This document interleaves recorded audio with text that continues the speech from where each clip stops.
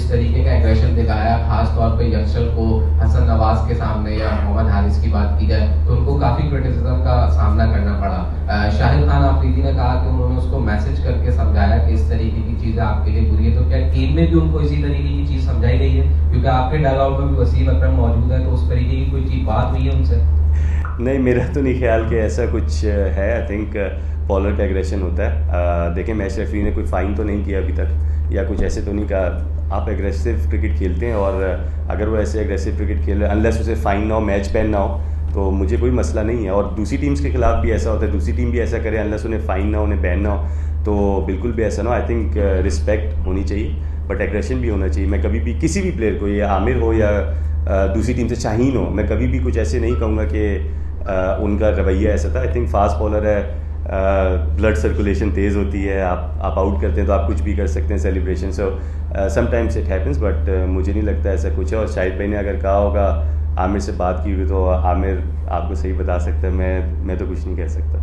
इससे पहले कहा था कि एग्रेशन वे ऑफ स्टाइल आप नहीं छोड़ सकते, ऐसा नहीं लग रहा कि कहीं आप ज़्यादा ओवर एग्रेशन हो गई है टीम? नहीं, देखें, समटाइम्स ऐसा होता है कि आप इंटेंट आपका नहीं होता। समटाइम्स आप विकेट्स जो हैं वो बहुत इजी दे देते हैं ऐसी कंडीशंस में। सो यही बात हुई थी कि अपनी विकेट इजीली नहीं देनी। सो क्योंकि एक बैट्समैन अंदर है, आप देख सकते हैं कि कुछ भी पॉसिबल हो सकता है, स्पेशली कराची की विकेट्स में।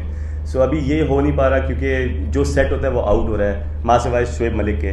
सो आई थिंक शोएब भाई ने बहुत ज़बरदस्त ये इन चीज़ों में सीखना चाहिए कि आप सेट हो जाएँ तो आप फिनिश करके आएँ गेम।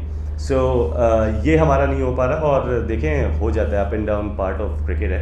बट मैं आपको फिर ये कह रहा हूँ, मैंने अभी तक फेथ नहीं छोड़ी। जब मैं फेथ छोड़ूंगा मैं आपको बोल दूंगा हम फेथ छोड़ चुके हैं, हम खेलेंगे, और हम कोशिश यही करेंगे कि हम और तगड़ा खेल के 3 मैचों को हम भूल जाएं। आपने इमाद अभी रिसेंटली एक इंटरव्यू में ये कहा कि हम एग्रेसिव ब्रांड ऑफ क्रिकेट खेलेंगे PSL में, और मैं सपोर्ट भी करता हूँ और मैं पसंद भी करता हूँ एग्रेसिव ब्रांड ऑफ क्रिकेट खेला जाए मॉडर्न डेज के हिसाब से।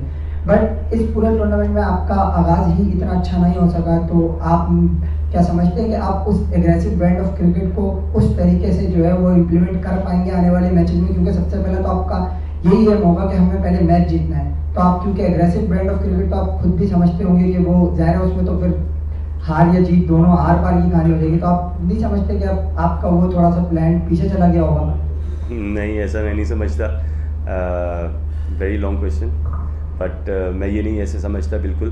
देखें, एग्रेसिव खेलने का मकसद ये नहीं होता कि हवाई दवाई आप खेलें या उस तरह खेलें। एग्रेसिव एक तरीका होता है एग्रेसिव क्रिकेट खेलने का भी। आप क्रिकेटिंग शॉट्स खेलते हैं, आप एक्सप्रेस करते हैं अपने आप को।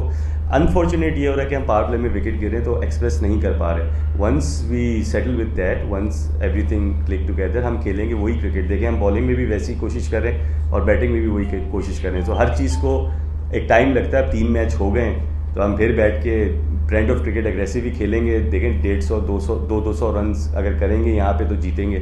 सो इसी तरह की क्रिकेट हम खेलने की कोशिश करेंगे। नाकामियों की हैट्रिक हो चुकी है और डेफिनेटली आप कोशिश कर रहे हैं कि इस टीम को उठाया जाए, लेकिन आपकी नाकामियों में फास्ट बॉलर का बड़ा नुमाया किरदार रहा है। जिस तरह आपने भी खुद कहा कि हम अब लोकल बॉयज़ की तरफ देखेंगे, और वसीम अकरम का इस टीम की बॉलिंग में क्या रोल है? वो इस टीम के प्रेसिडेंट भी हैं और फास्ट बॉलर होने के साथ साथ, तो वो किस तरह देख रहे हैं फास्ट बॉलर को?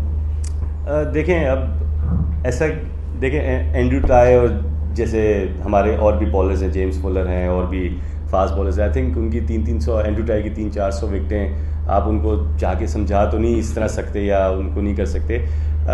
देखें, फास्ट बॉलिंग लैग कर रही है, कोई डाउट नहीं है इसमें। आई थिंक आमिर के साथ कोई ऐसा फास्ट बॉलर नहीं है जो या तो स्ट्राइक करके दे या आपको रन्स कंटेन करके दे। यही एक हमारे डेथ ओवर्स में इशू आ रहा है, क्योंकि Aamir one of a kind exceptional bowler है। आप मतलब जितने भी क्रिकेटिंग वर्ल्ड में लोग हैं, जर्नलिस्ट हैं, वो ये समझते हैं बात और उसको एग्री करते हैं। उसके साथ ऐसा कोई बॉलर नहीं आ पा रहा। मैंने लोकल बॉलर्स को ये भी कहा है, मैंने कहा है इनको, ये बात मैंने ज़रूर की है कि अगर आप कंडीशंस को रख के बॉलिंग करेंगे तो आप कामयाब होंगे। और ये लड़के, इनको सीखना यही चाहिए, इवन हमारे डोमेस्टिक लोकल बॉलर्स को भी, कि किस तरह बचा जाता है और किस तरह अटैक किया जाता है, और किस वक्त अटैक किया जाता है, किस वक्त बचा जाता है। तो हमारे फास्ट बॉलर जो हैं, जिस तरह हम लोग ने रन्स दिए हैं, इट्स नॉट एक्सेप्टेबल। बट मैं ये भी कहूँगा T20 में लग सकते हैं। मतलब कैप्टन ने अगर इतनी अच्छी इनिंग खेली, हमने लेंथ मिस की हैं और इस कंडीशन में मार्जिन ऑफ एरर बहुत कम है। और आपने जैसे देखा कि जब हम लोग बैटिंग कर रहे थे तो उन्होंने मार्जिन ऑफ एरर को बहुत कम किया, जिसकी वजह से उन्होंने विकेट्स भी ली और कंटेन भी किया। सो देखिए मिक्स होता है। हम ज़्यादातर 2 गेम्स हम बॉलिंग की वजह से आ रहे हैं, 1 गेम हम बैटिंग की वजह से आ रहे हैं, तो किसी को भी इस तरह कह नहीं सकते। बस यही कर सकते हैं कि मोराल हाई रखें, हार जीत तो होती है, लेकिन हमारी जो एक विनिंग स्ट्रीक है उसको हमने लाने के लिए पहले 1 गेम जीतना पड़ेगा, उसके बाद कॉन्फिडेंस आएगा और उसके बाद हम cricket brand of cricket express भी कर सकते हैं ज़्यादा अच्छा। तो हम यही कोशिश कर रहे हैं कि सबके साथ बैठे, मीटिंग्स होती हैं, आप सबको पता है मीटिंग्स होती हैं जब टीम हारती है, अंडर प्रेशर होती है, नो डाउट, लेकिन मैं हमेशा ये कहता हूँ जब सब कुछ डाउन होता है उस वक्त आप कैसे निकलते हैं। So that is the case how we gonna sit talk and how we gonna come tomorrow.